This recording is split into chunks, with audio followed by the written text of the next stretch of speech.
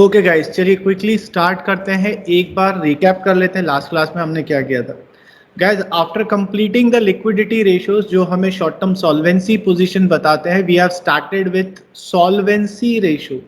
Solvency ratio का मतलब क्या होता है? It shows us the long term financial position of the business. ठीक। सो गाइस, एक चीज याद रखिएगा कि किसी भी बिजनेस की फाइनेंशियल पोजीशन अगर आपको पता करनी है तो you have to go through their assets and liabilities. and we if we are going for the long term solvency position, तो मतलब यहाँ हम सारे long term assets long term liabilities की ही बात करने वाले हैं।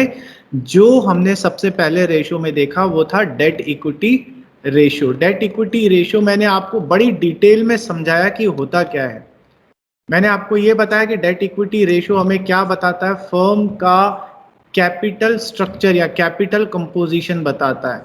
ठीक। Date equity ratio shows the capital composition of the business. ये मैंने बताया था, मतलब बिजनेस की जो कैपिटल है वो कैसे बनी हुई है, कितना डेट है, कितना इक्विटी है। और इवन मैंने आपको ये भी बताया date equity ratio measures the risk involved. इसलिए मैंने आपको बोला कि जब भी डेट इक्विटी रेशियो की बात आती है तो हम उसमें एडवर्स और फेवरेबल की बात नहीं करते हैं, because presence of debt is actually good for the shareholders. Debt के प्रेजेंस से आप शेयर होल्डर्स की इनकम को इंक्रीज कर सकते हो। ऐसा नहीं है कि हमेशा ही इंक्रीज होता है, इंक्रीज कर सकते हो if you utilise the debt properly. So हमने देखा अगर ये रेशियो हायर है तो रिस्की है, फर्म हमारी रिस्की है, पर higher the risk higher the returns भी होते हैं। इस और जब अगर लोअर है मीन्स हमारी लेस रिस्की है। ठीक। इसलिए हमने एडवर्स और फेवरेबल को छोड़ दिया था। फिर हमने ये देखा था कि डेट इक्विटी रेशियो का आइडियल रेशियो होता है 2:1। After that date equity ratio को कैलकुलेट जब हम कर रहे थे फिर हमने यहाँ पर क्या डिस्कशन करा? एक सप्लीमेंट्री फॉर्मूला जिसको हम बोलते हैं कैपिटल एम्प्लॉयड। कैपिटल एम्प्लॉयड मैंने आपको क्या बताया? बिजनेस में कितना पैसा लगा हुआ है, बिजनेस में पैसा अपना और उधार का, इक्विटी एंड डेट। तो capital employed is equals to equity and debt. और मैंने आपको ये भी बताया कि कैपिटल एम्प्लॉयड के और भी बहुत सारे फॉर्मूले होते हैं। अब in spite of remembering all the formulas मैंने आपको ये बताया कि डेराइव कैसे होता है। तो मैंने आपको ये बैलेंस शीट का एक तरीका बताया कि किस तरीके से आप अपने रेशियोज को किसी भी पर्टिकुलर चीज़ को कैपिटल एम्प्लॉयड को कैलकुलेट कर सकते हो। और क्योंकि अब ये बैलेंस शीट का कॉन्सेप्ट हमें समझ में आ गया कि कैसे रेशियोज कैसे फॉर्मूलाज को डिराइव कर सकते हैं, तो through this balance sheet you can derive anything. You can calculate total assets, you can calculate current assets, you can calculate fixed assets, anything. ठीक है। सो जब भी हम क्वेश्चन में फंसेंगे और हमें लगेगा कि बैलेंस शीट का कोई आइटम हमें नहीं मिल रहा है तो we can use this method. ठीक है। ये मेथड आपको बुक में नहीं मिलेगा, किसी भी बुक में नहीं मिलेगा, ये मेरा इंटरप्रिटेशन है जो मैंने आपको बताया है। चलिए, सो अब मैं क्या कर रहा हूँ, आज आपको एक, वैसे तो मैंने आपको एक क्वेश्चन करवाया था जहां हमने इस बैलेंस शीट का यूज करा था, है ना? कौन सा क्वेश्चन था? हाँ, ये क्वेश्चन था जो हमने करा था। यहाँ पे हमने बैलेंस शीट का यूज करा था, एक मैंने किया था, एक आपने किया था। ठीक है। आज हम और बेटर तरीके से देखते हैं किस तरीके से हम इसका यूज कर सकते हैं। ठीक। सो मैं डायरेक्टली एक क्वेश्चन उठा रहा हूँ जिसमें हम इसका यूज करेंगे और कैसे पता करेंगे कि ये यूज होगा या नहीं होगा। गाइस, मैंने आपको एक ये क्वेश्चन दिया था, है ना, लास्ट क्लास में हमने डिस्कस करा था। अब जब हम ये क्वेश्चन कर रहे थे तो हमें दिख गया था कि डायरेक्ट डेट और इक्विटी हम डायरेक्ट निकाल सकते हैं, इसलिए हमें किसी चीज़ की रिक्वायरमेंट नहीं पड़ी, ना बैलेंस शीट की ना कैपिटल एम्प्लॉयड की। अब सिमिलर दिखता हुआ क्वेश्चन देखते हैं एक और। सो गाइस देखिए, ये क्वेश्चन भी वैसा ही दिख रहा है, थोड़ा ध्यान से देखिएगा क्या बोल रहा है। कैलकुलेट डेट इक्विटी रेशियो, ये हमको बोल रहा है कैलकुलेट डेट इक्विटी रेशियो। तो मुझे क्या चाहिए? मुझे एक डेट चाहिए और एक इक्विटी चाहिए। हम लोगों को पता है डेट का मतलब क्या होता है? Long term liability. अब अगर इस क्वेश्चन को मैं ध्यान से देखूं तो ये फिक्स एसेट्स है, ये डेप्रिसिएशन है, ये इन्वेस्टमेंट है, ये long term loans and advances है।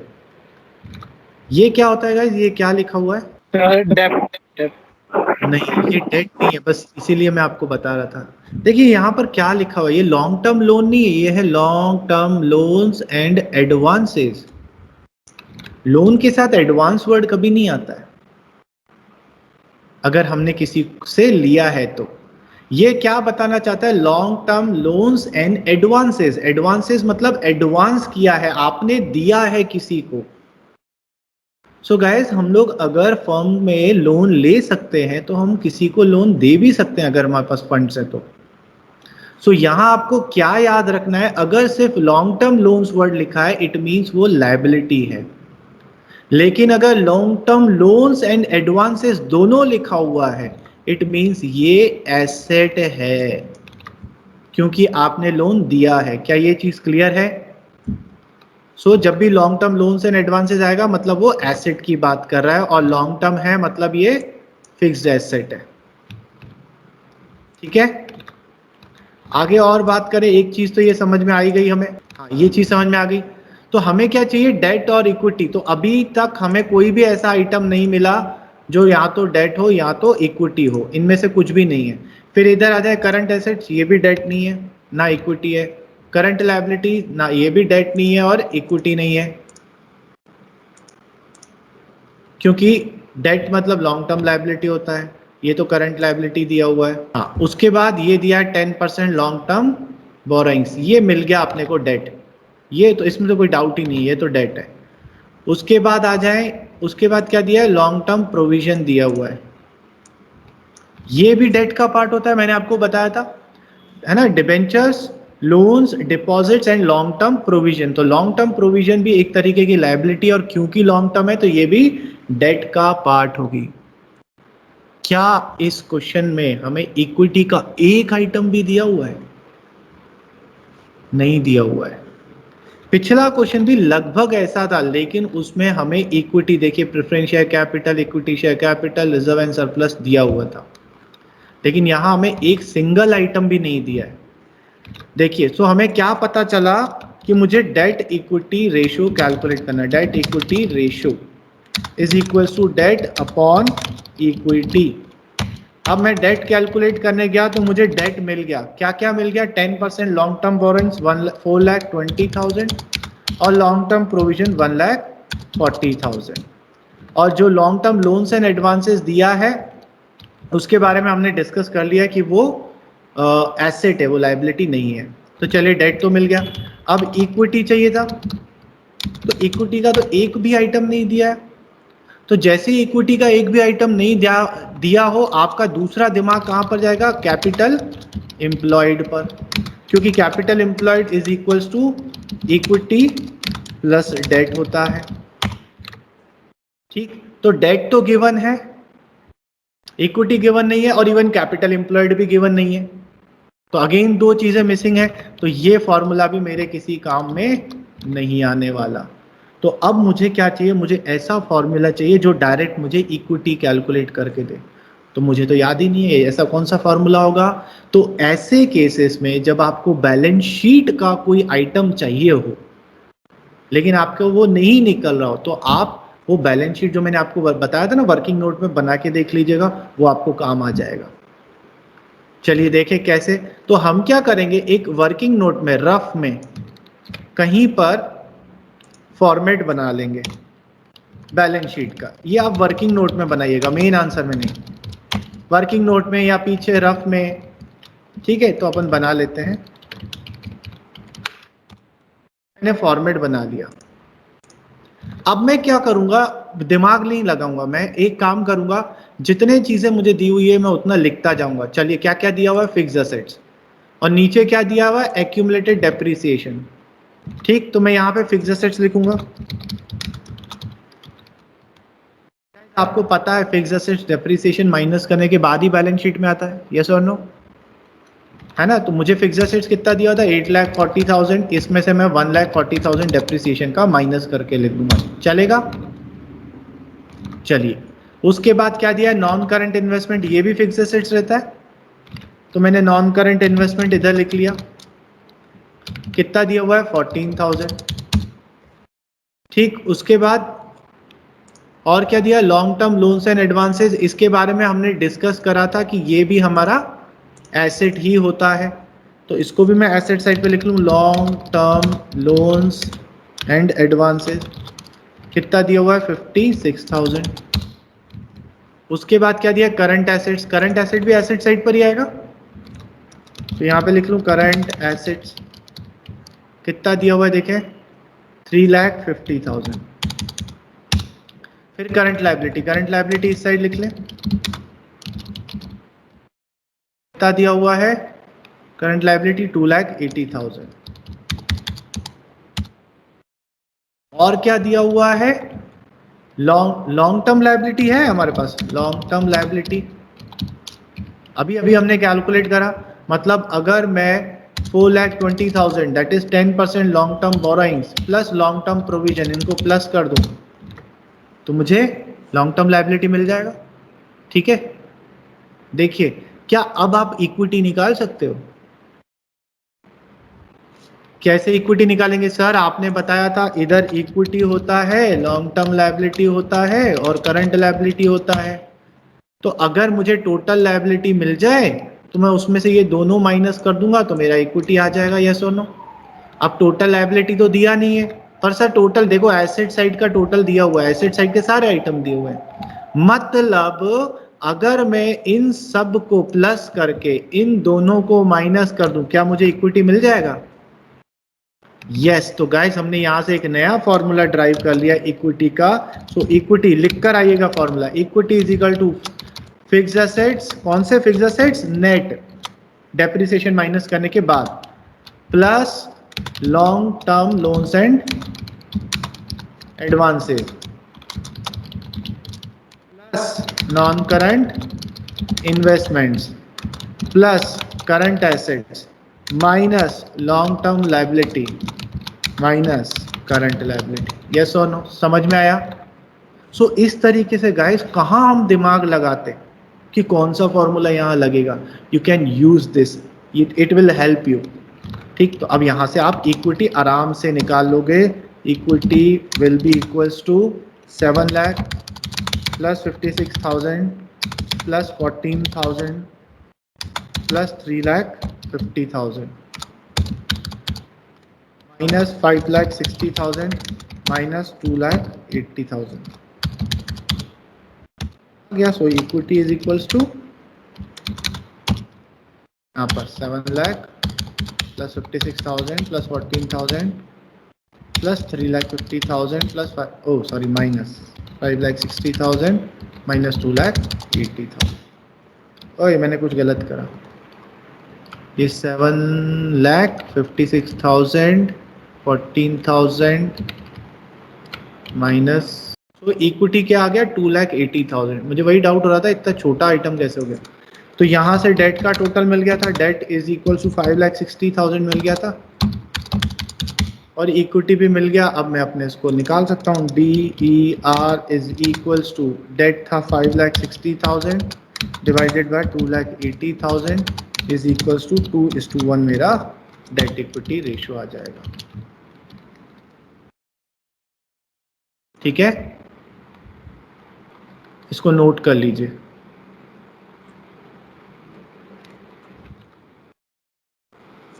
हो गया noted? Great great great. So guys date equity ratio के बारे में सारी चीजें क्लियर, डेट इक्विटी रेशियो का फॉर्मूला, डेट इक्विटी रेशियो का सिग्निफिकेंस सब समझ में आ गया? ठीक है, चलिए। सो हमने क्या शुरू करा था guys, we have started the second type of ratios which is known as solvency ratios. Solvency ratio हमें क्या बताते हैं, हमारे बिजनेस की लॉन्ग टर्म फाइनेंशियल पोजीशन।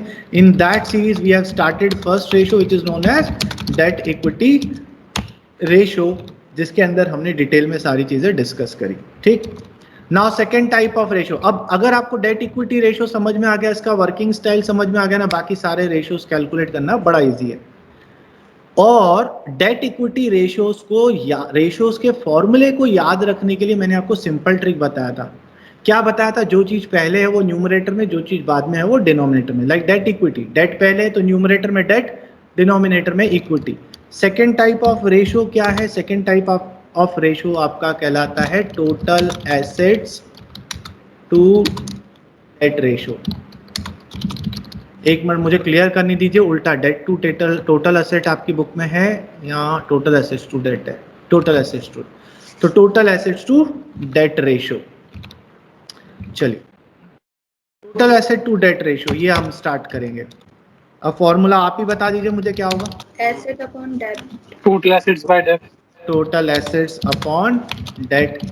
अब डेट क्या होता है ये हम पहले ही डिस्कस कर चुके हैं। डेट मतलब लॉन्ग टर्म लायबिलिटी, ठीक। लॉन्ग टर्म लायबिलिटी इसके अंदर क्या क्या आ जाता है, डिबेंचर्स, लोन्स, डिपॉजिट्स, और क्या आता है लॉन्ग टर्म प्रोविजन। हमने डिस्कशन कर लिया था। उसके बाद टोटल एसेट्स। अब टोटल एसेट्स में क्या क्या आ जाएगा, total assets is equals to fixed assets plus current asset, simple.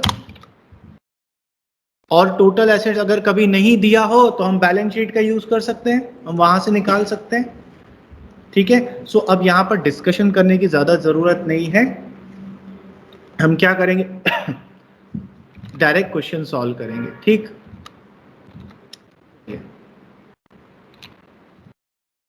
Guys एक चीज याद रखिएगा, जब भी आप टोटल एसेट्स कैलकुलेट कर रहे होते हैं या इक्विटी कैलकुलेट कर रहे होते हैं, अगेन जब भी आप टोटल एसेट्स एंड इक्विटी, और नहीं लिखा हुआ, एंड इक्विटी जब आप कैलकुलेट कर रहे होते हैं तो टोटल एसेट्स में एक एसेट्स आता है जिसका नाम होता है non current investments. Non current investments, non current investment का मतलब क्या है, long term investment. Long term investment मतलब ये फिक्स्ड एसेट्स का पार्ट होता है, यस और नो, ठीक। अब इन्वेस्टमेंट्स के साथ क्या होता है गाइस, इन्वेस्टमेंट दो तरीके के होते हैं, एक होता है ट्रेड इन्वेस्टमेंट्स और एक होते हैं नॉन ट्रेड इन्वेस्टमेंट। तो मैंने क्या बोला, नॉन करंट इन्वेस्टमेंट ना दो तरीके के होते हैं, एक ट्रेड इन्वेस्टमेंट होते हैं, एक नॉन ट्रेड इन्वेस्टमेंट होते हैं, ठीक। सो याद रखिएगा that non trade investments are not included while calculating total assets और कैपिटल एम्प्लॉयड। जब आप कैपिटल एम्प्लॉयड या फिर टोटल एसेट्स कैलकुलेट कर रहे होते हैं ना, तो नॉन करंट इन्वेस्टमेंट अगर आपको दिया हुआ है और वो नॉन करंट इन्वेस्टमेंट अगर नॉन ट्रेड इन्वेस्टमेंट है तो आप उसको इंक्लूड नहीं करोगे, ठीक है। ट्रेड इन्वेस्टमेंट्स को इंक्लूड करा जाता है, इंक्लूडेड। सर हमें कैसे पता चलेगा कि जो नॉन करंट इन्वेस्टमेंट्स हैं वो ट्रेड इन्वेस्टमेंट्स हैं कि नॉन ट्रेड इन्वेस्टमेंट है। अब देखिए ऊपर हमने एक क्वेश्चन किया तो यहां पर एक नॉन करंट इन्वेस्टमेंट था, हमने इसे इंक्लूड किया था कि नहीं किया था, किया था, है ना। मतलब हमने इसको क्या अज्यूम करा, हमने ट्रेड इन्वेस्टमेंट अज्यूम करा, ठीक। सो मैं यहाँ क्या बोलना चाह रहा हूं, पहली बात तो ये बोलना चाह रहा हूं कि non trade investments are not included. तो अगर नॉन ट्रेड इन्वेस्टमेंट्स है तो आप उसको इंक्लूड नहीं करेंगे व्हाइल कैलकुलेटिंग टोटल एसेट्स या कैपिटल एम्प्लॉयड। ये चीज याद रखिएगा, ये हमें आगे भी हेल्प आएगी। ट्रेड इन्वेस्टमेंट इंक्लूड होते हैं। Now if no information regarding non current investment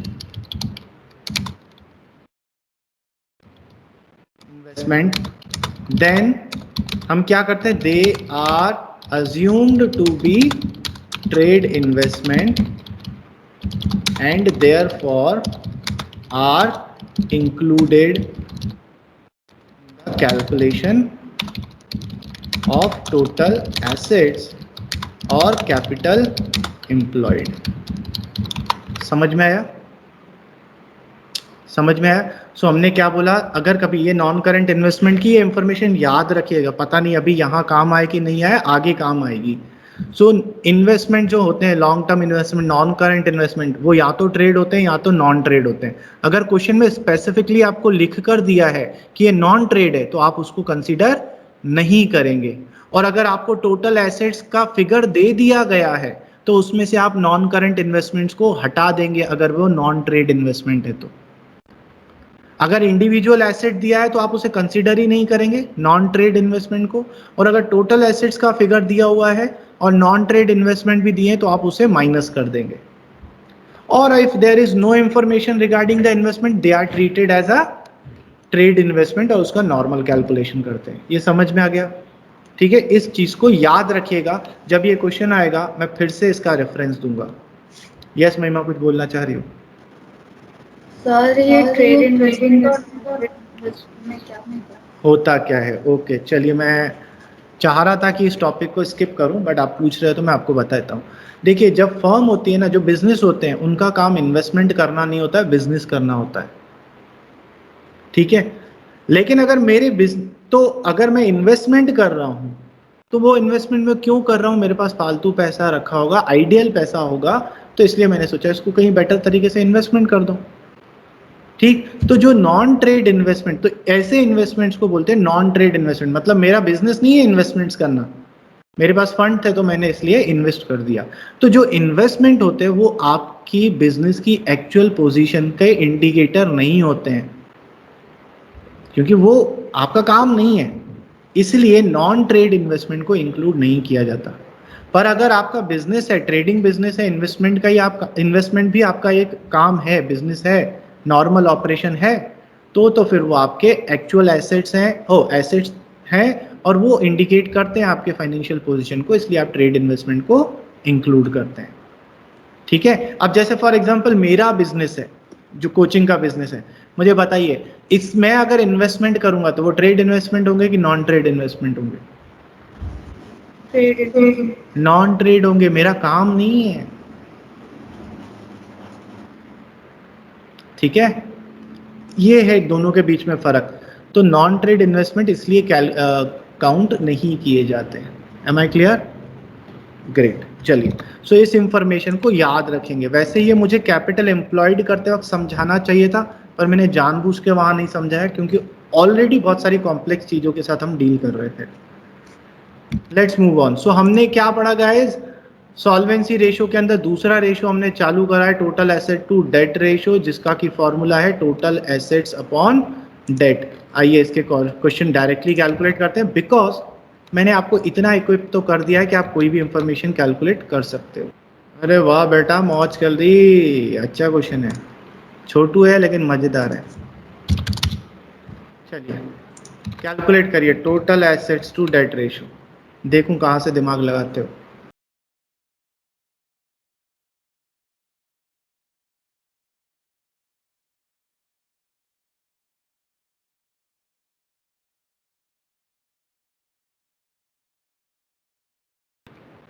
चलिए मैं भी यहाँ पर करता रहता हूँ, देखते हैं इसमें प्रॉब्लम क्या है।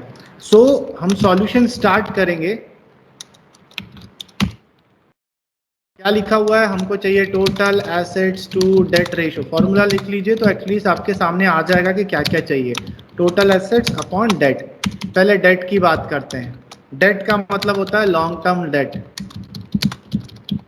मुझे क्वेश्चन में दिया हुआ है वो टोटल डेट दिया हुआ है गाइस, तो मुझे क्या करना पड़ेगा? टोटल डेट दिया हुआ, total debt is equal to, ज्यादा सोचने की जरूरत नहीं है, इसको सिंप्लीफाई करिए, अपने आप समझ में आ जाएगा क्या करना है। Total debt is equal to long term debt plus current liability.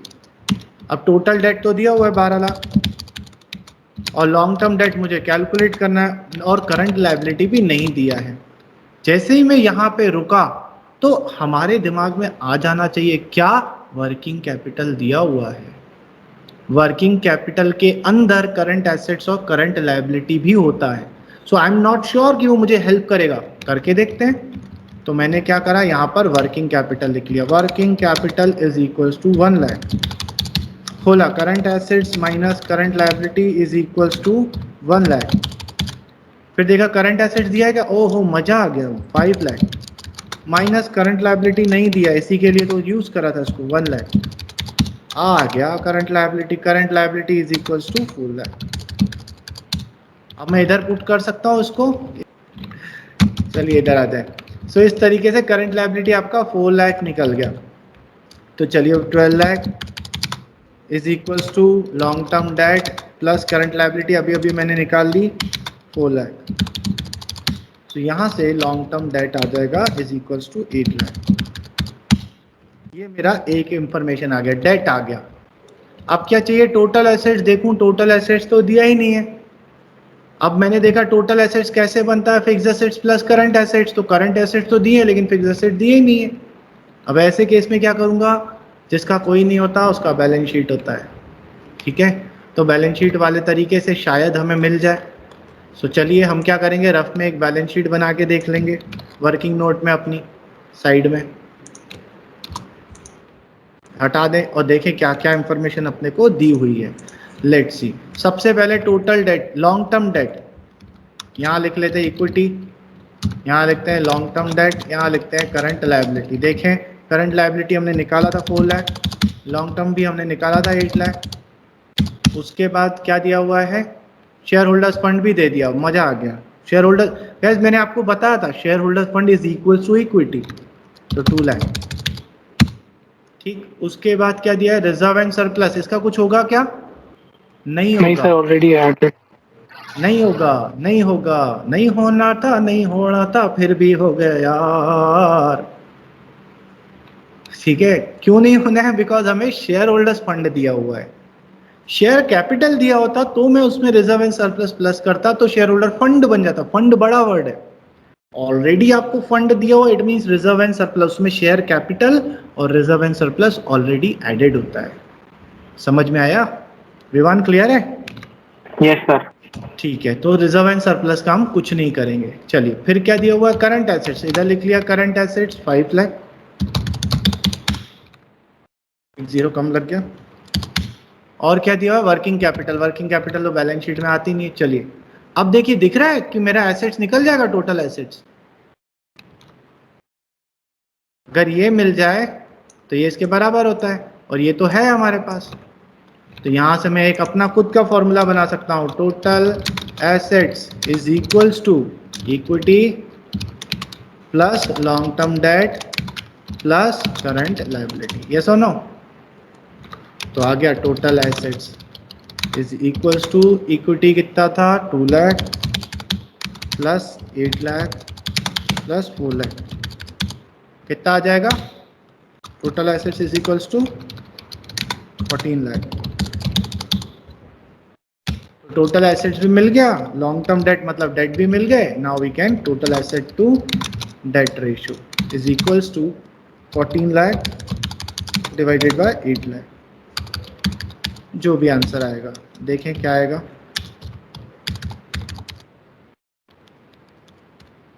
1.75:1। Is it clear?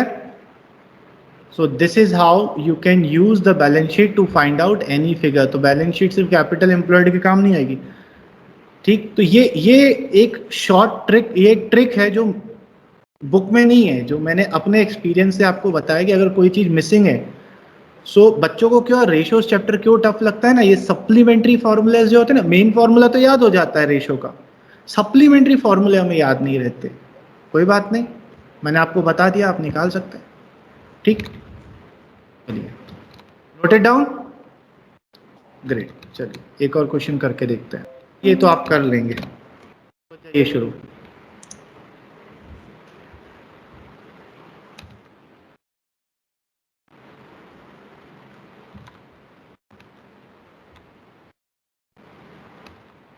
Sir हाँ सर अभी 2-3 क्वेश्चन पहले आपने बताया था कि long term loans and advances भी हमारा एसेट होता है, तो ये भी ज्वाइन उसमें ऐड होगा क्या, बिल्कुल बिल्कुल टोटल एसेट्स में? बिल्कुल बिल्कुल।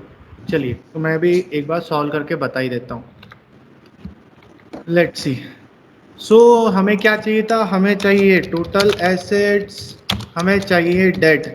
देखिए कोई इंफॉर्मेशन है क्या, अब मुझे दिख रहा है कि डेट आप सीधा निकाल सकते हो, डेट के लिए लॉन्ग टर्म बोरोइंग दिया हुआ है,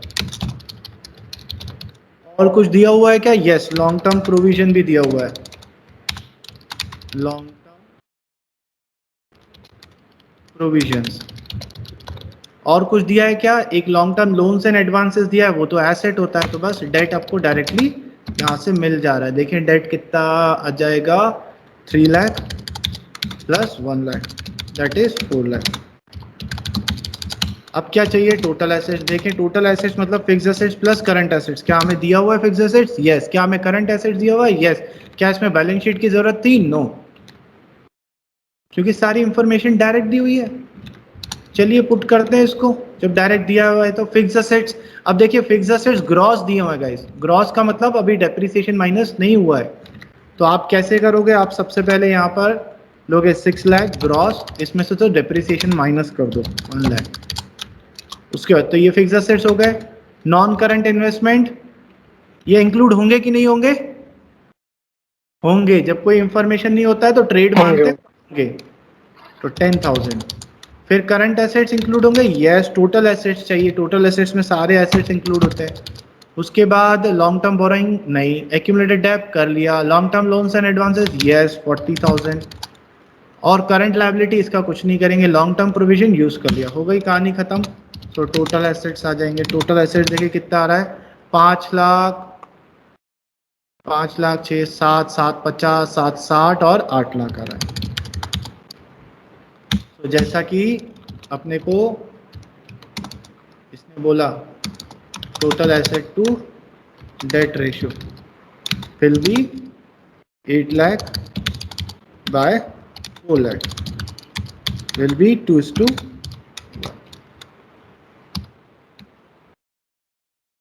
ठीक है। So this is how total asset to debt ratio will be calculated. Clear है? चलिए, सो इसमें मुझे आपको कुछ बताने की जरूरत नहीं पड़ी। क्यों नहीं पड़ी? क्योंकि जब हम डेट इक्विटी रेशियो कर रहे थे हम ऑलरेडी इतनी चीजें डिस्कस कर चुके थे कि यहां पर हमें वो चीजें भी काम आ गई। सो गाइज अगेन हम कौन से रेशियो कर रहे हैं? Solvency ratio. Solvency ratio, solvency ratio में क्या बताते हैं काव्य? बिजनेस की long term position, long term financial position.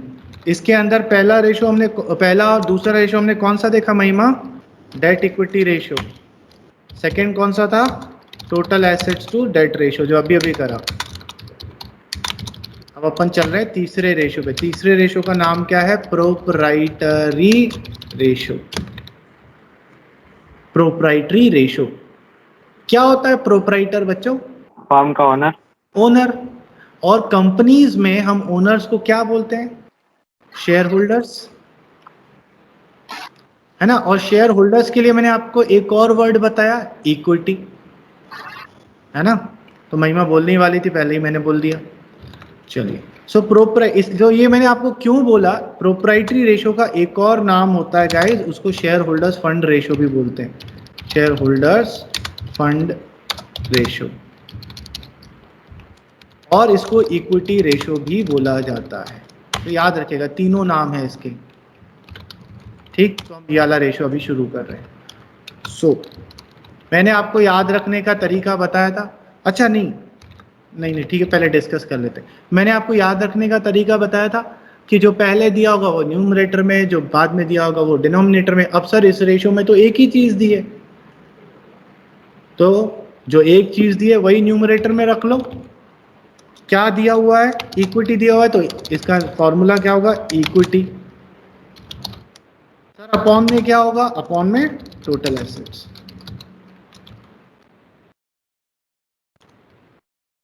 ठीक है। अब तुम बोलोगे सर ओके, जैसे आपने ये बताया था कि डेट इक्विटी रेशियो हमें ये बताता है कि हमारे बिजनेस का कैपिटल कंपोजिशन कैसा है और रिस्कीनेस कितनी है, तो अब आपने ये तो बताया नहीं कि total asset to debt ratio क्या बताता है। Total asset to debt ratio हमें ये बताता है कि हमारे बिजनेस की जो बिजनेस में जो एसेट्स हैं उसको डेट के थ्रू कितना फाइनेंस किया गया है। ठीक है, डेट के थ्रू कितना फाइनेंस किया गया है, कितना उधार का पैसा लगा है। तो अब मुझे बताइए, अब मैंने आपको क्या बताया, सॉल्वेंसी रेशियो में हम एडवर्स और फेवरेबल नहीं बोलते, क्या बोलते हैं? Risky and more risky and less risky. तो मुझे बताइए, अगर total assets to debt ratio अगर ज्यादा है तो हम रिस्की है, मोर रिस्की है कि लेस रिस्की है? सो फर्स्ट कम रिस्की है, सेकंड ज्यादा रिस्की है। फर्स्ट वाला कम रिस्की है। यस। क्यों? थोड़ा काफी समझा सकते हो? सर डेप्थ कम है ना उसमें, पे ही नहीं करना हाँ, चाहता। Total asset to debt ratio ज्यादा कब होगा? जब टोटल एसेट्स ज्यादा होंगे या फिर डेट कम होगा। तो अगर ये रेशियो ज्यादा है इट मींस आपकी टोटल एसेट्स ज्यादा है, इट मींस लेस रिस्की है।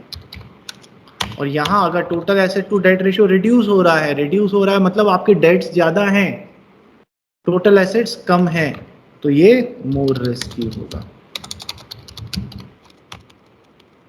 तो total asset to debt ratio क्या बोलता है कि how the business assets has been financed through debt, how much, ठीक है, मैग्नीट्यूड ऑफ बताता है। कि प्रोप्राइटरी रेशियो उल्टा ये क्या बताता है, ये भी यही बताता है कि टोटल एसेट्स इक्विटी से कितना फाइनेंस हो रहा है, ठीक है। मतलब जैसे ऊपर वाले रेशियो ने हमको क्या बताया, टोटल एसेट्स में उधार का पैसा कितना लगा हुआ है, ये रेशियो हमें ये बताएगा कि टोटल एसेट्स में हमारा खुद का पैसा दैट इज इक्विटी का पैसा कितना लगा हुआ है, ठीक है। सो इसलिए फॉर्मूला क्या हो गया, equity upon total assets. Clear है? अब इक्विटी कैसे निकलता है? इक्विटी का मतलब होता है share holders fund. Share holders का फंड का मतलब क्या होता है, share capital plus reserves and surplus. इसके बारे में हम डिटेल में डिस्कशन ऑलरेडी कर चुके हैं while calculating debt equity ratios, तो इसके बारे में मैं डिस्कशन नहीं करूंगा। और टोटल एसेट्स के बारे में भी मैं डिटेल में डिस्कशन कर चुका हूं, जिसका बेस फॉर्मूला तो यही है, fixed assets plus current assets. और अगर किसी और रेशियो की जरूरत पड़ी तो वह बैलेंस शीट जिंदाबाद। चलिए तो फिर डायरेक्टली आगे बढ़ते हैं हमारे क्वेश्चन पे ही। दुनिया का सबसे टफ क्वेश्चन दे रहा हूं मैं आपको, चलिए फटाफट बताइए। सुन सदाएं दे रही है मंजिल प्यार की।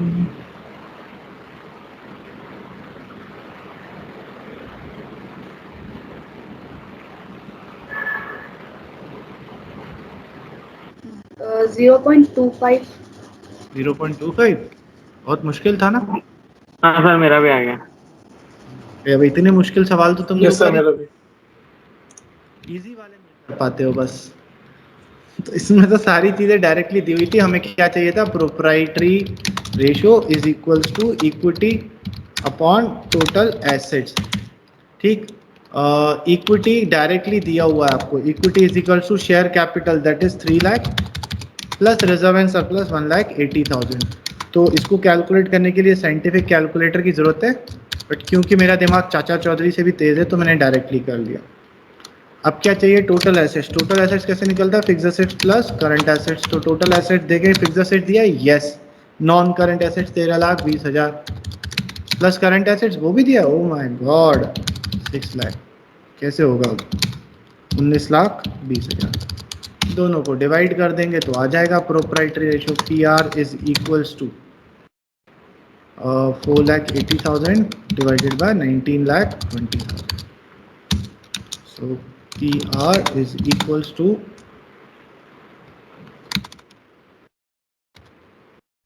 480 divided by, मुश्किल था क्वेश्चन। चलिए अब ये वाला इजी वाला देता हूँ अब आपको, अभी टफ वाला दिया था। नहीं यार ये भी बड़ा इजी है।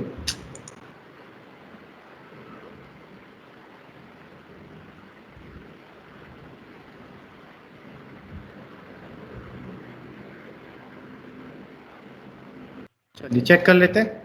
सो हमको दो चीज़ें चाहिए, एक हमें इक्विटी चाहिए और एक हमें टोटल एसेट्स चाहिए। तो देखिए इक्विटी के बारे में कुछ इंफॉर्मेशन दिया है क्या, यस दिया हुआ है। So equity is equals to equity share capital 4,50,000 plus preference share capital 3,20,000 plus reserve and surplus. तो ये तो इन्होंने हमको डायरेक्टली दे दिया, इसको हम कैलकुलेट करेंगे तो कितना आएगा, 4,50,000 प्लस 320,000 प्लस 65,000। तो ये आ गया अपना 8,35,000। अब क्या चाहिए, total assets. Total assets is equals to fixed asset दिए हैं क्या, यस 7 लाख। क्या दिया हुआ है, ट्रेड इन्वेस्टमेंट। क्या ट्रेड इन्वेस्टमेंट इंक्लूड होते हैं, यस। नॉन ट्रेड इंक्लूड नहीं होते। ट्रेड इन्वेस्टमेंट है प्लस 2,45,000।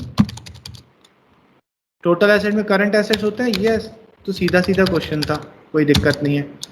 सो देखिए कितना आएगा, 7 लाख प्लस 3 लाख प्लस 2,45,000, सो ये आ गया 12,45,000। आगे दोनों सीधा रख देंगे तो proprietary ratio is equals to 8,35,000 divided by 12,45,000। कितना आ रहा है, 835,000 डिवाइडेड बाय 1245, 0.671। क्लियर है? सो इजी थे। एक बार डेट इक्विटी रेशो को अगर हम डिटेल में कर दिया, बाकी दोनों कैटेगरी के रेशियोज तो हमारे इजी थे। ठीक, नाउ गाइस सॉल्वेंसी रेशो जो है, जब मैं बार बार रिपीट कर रहा हूं, क्यों? ताकि आपको याद हो जाए। सॉल्वेंसी रेशो क्या होता है? जो लॉन्ग टर्म फाइनेंशियल पोजीशन बताता है। इसके अंदर पहला रेशो था डेट इक्विटी रेशो, दूसरा रेशो था total assets to debt ratio, तीसरा रेशो था प्रोप्राइटरी रेशो। टोटल रेशोज कितने होते हैं सर इसके अंदर? 4। कितने हो गए? 3। चौथा हमको करना है, पर वो मैं आज नहीं करूंगा। इसलिए नहीं करवा रहा हूं कि टाइम हो गया है, इसलिए नहीं करवा रहा हूं क्योंकि ये थोड़ा सा डिफरेंट है बाकी तीनों से। सो क्योंकि डिफरेंट चीज है, इसको फ्रेश क्लास से स्टार्ट करेंगे तो ज्यादा बेटर अंडरस्टैंडिंग बैठेगी। ठीक है, उसका नाम क्या है? उसका नाम है इंटरेस्ट कवरेज रेशो। तो उसके बारे में ज्यादा नहीं बता रहा, नेक्स्ट क्लास में उसके बारे में डिटेल में बात करते हैं। ठीक, चलिए आज की क्लास में कोई डाउट? ओके, तो आज के लिए इतना ही करते हैं। जय श्री राम।